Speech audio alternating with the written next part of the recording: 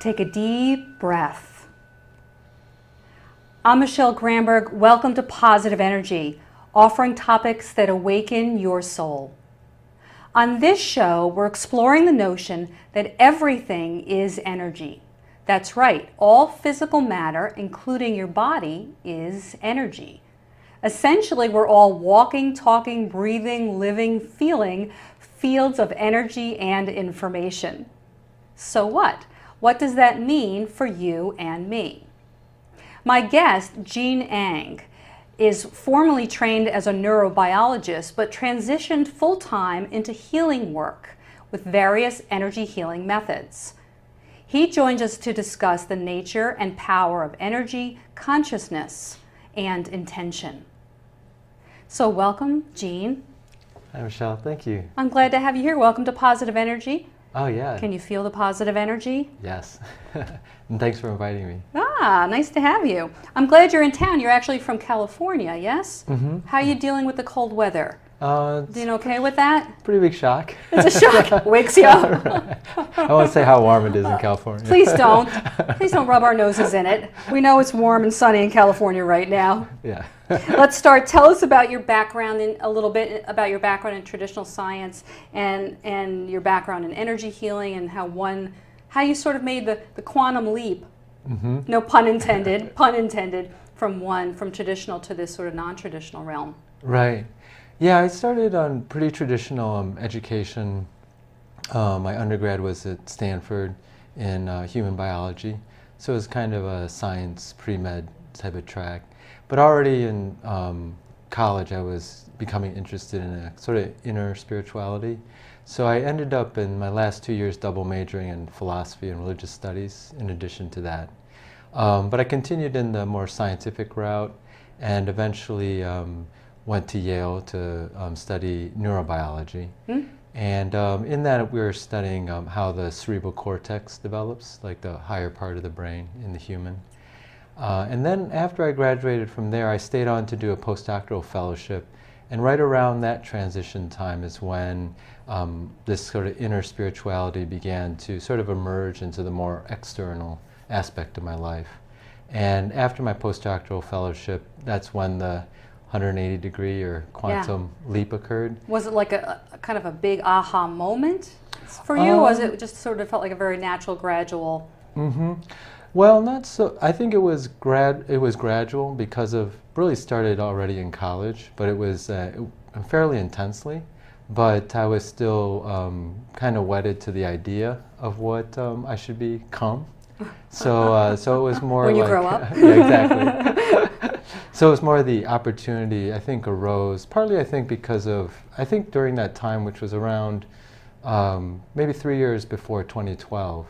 The consciousness may have supported also the move. Right. There may have been enough people already doing that work externally, like the energy work that I moved into. Yes, more and more people, more demand, more practitioners, right. More buzz around it. Exactly. Going on in the world. Mm-hmm. So, talk a little bit about the various energy healing modalities that you are trained in. Mm-hmm. Sort of name those, and what are the differences or the commonalities between them? Mm-hmm. Well, it was interesting. I started out with actually working more one-on-one with a Russian energy healer who is currently in Brighton Beach, who I met just in New York City at a seminar. And it was more like almost like an apprenticeship for about 6 months or over the summer. And the way they train is every morning and every evening they go to the ocean. So he showed me all the exercises. You jump into the ocean, because it's filled with cosmic bioenergy or chi. So, and they do all their breathing exercises there. So that was really a very sort of intimate introduction, almost an initiation into the energy world. From there, I started studying different modalities that people, if they search the internet, could find as like sort of trademark. A little more common, more branded methods. Some are a little more well known, some are a little lesser known. Exactly. And just to name a few, like pranic healing, started by Master Chokokusui, and then the reconnection with Eric Pearl. Dr. Eric Pearl, I interviewed on this show at the Mind Body Spirit Expo recently. Exactly, yeah. So I trained with him, and that was great. And around that time is when I started to go into sort of more professional, full-time healing. Did you feel shifts in yourself related to your own healing, your own level of awareness, I would imagine? Yeah, particularly, each training sort of allows you to accelerate that. Right. And particularly with the reconnection, that process was a big accelerator with consciousness. And just opening up, I guess it would be like opening up to different paradigms. So for people who know nothing about energy healing, they're really brand, very green to it. What's your sort of very elementary definition? How do you explain energy healing? Yeah, I think, the way I look at energy healing is a lens that we perceive the world through. Okay. And and it's not that anyone's changing their actual direct experience, because most people really already pick up energy or understand energy. Right. Just like we're doing it naturally. Exactly. When someone's vibrant, you tend to gravitate to them. Right. And when someone sort of has low energy, you don't really even need to have taken an energy class to know that. And that's really what we're talking about. What happens in an energy healing class, I think, is it provides a framework and particularly a language. Right. A platform and a structure for understanding it and working with it. Exactly. Harnessing it. Yeah, and then with that you can harness or manipulate that. Yes. Where before it would be more amorphous. You just say that person has low energy, but it would kind of end there. You do nothing more with it.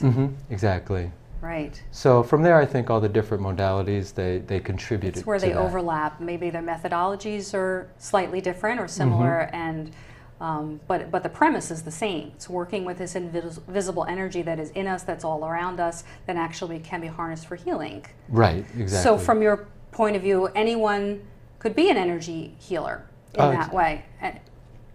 Yes. Clearly people. Yes. Yeah, and the field itself is increasing. It is only trending up in terms of people seeking out some of these alternative methods. Yeah, pretty much now you meet people, like people who come as clients, and they're as knowledgeable or as sensitive as the practitioners. They're a lot more savvy than they used to be. Yeah. So let's talk a little bit more about the nature of energy to give people the big picture and the little picture, I think. The big picture is sort of about this unified field of energy, or sometimes it's called universal life force energy. So talk about that and how we can connect that to the energy that's here, that we are, that our thoughts are, that our body is. And I wish I had an illustration to sort of show, sort of for people who haven't seen, what does our energy body look like? If I could see yours, describe what in your mind's eye, what my energy kind of looks like, feels like. Right. Well, some people are very visual, who are what they call clairvoyant, who can see things. Other people just who are also as sensitive, feel it, or perceive it more empathically, and they don't necessarily see pictures.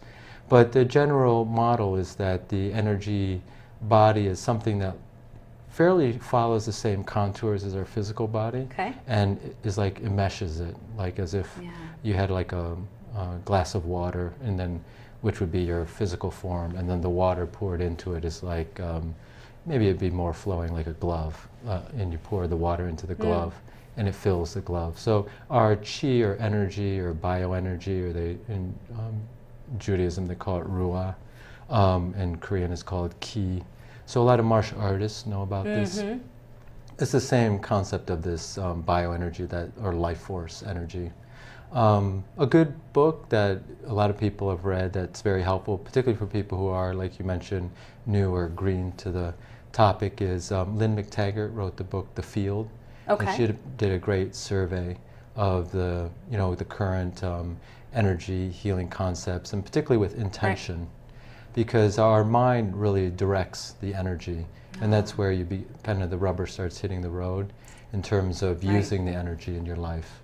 Do you think we know everything we need to know, not everything that there is to know about the energy body, or we're still evolving to know? In other words, everybody talks about the meridians and the pathways and chakras and the chakra system and auras and layers of the aura, and you know, there's a lot said and written about that. Do you think that that is absolute, fixed, or do you think we're still guessing somewhat about that? Is some of that intuitive?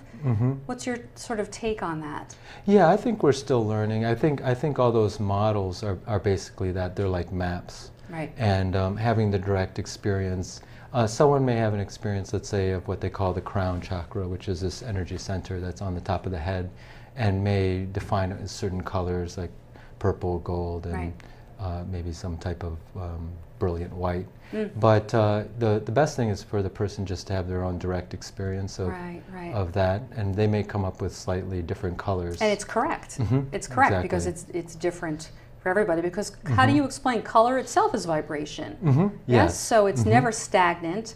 One color doesn't necessarily mean one thing, but it is, as you say, it's a mirror or a map of our current energetic state, our current emotional state, Exactly. a combination of our whole being, the state that it's in. Right. Yes? Yes. Yeah, and what you mentioned as the vibration or frequency, they call it the resonance model. That's a very powerful or helpful model to use when looking at like energy or so-called non-physical vibrations. And the model that most people learned in like electromagnetism or physics with waves applies, but on a different octave or a different dimensional scale. So there are some scientific, is there scientific technology that measures?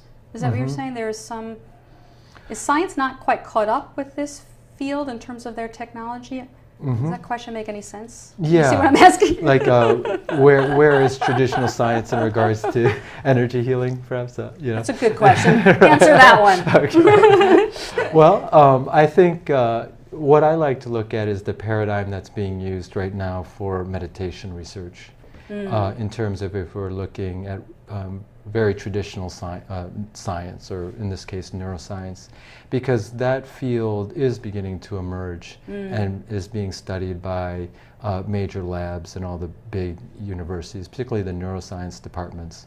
And with the advent of fMRI, which is functional magnetic resonance imaging, to look at the brain live, basically, they can really do a lot of sort of meditation type research. And before, meditation wasn't mainstream, like say 20 years ago. Right. And that sort of energy work would sort of be at the same place maybe 20 years ago that meditation was, or maybe not that far back, in terms of where science is, traditional science, in terms of researching it. And there are some labs that are looking at it. The issue is that the paradigm doesn't necessarily accept, the traditional scientific paradigm doesn't have a place for this non-physical energy that it traditionally has. So that's the big step. And the tricky part with measuring it and coming up with some clinical data around it is the placebo effect, and it's hard to remove the observer from what's being observed, and one influences the other as well. Right. Because the energy of our thoughts influence how we're responding to something. Exactly, yeah. Well, there's much more to it than that as well. There is some good research, just as a reference. There's a book called The Synchronized Universe, and that was written by a physicist. He actually got his undergrad here at Princeton and his PhD at MIT, and then he went on to study all these different spiritual, energetic, bioenergetic phenomena. He has a very good scientific reference in that book, so Synchronized Universe. So people are doing quite good research. Tons, and yes. All over. Yeah.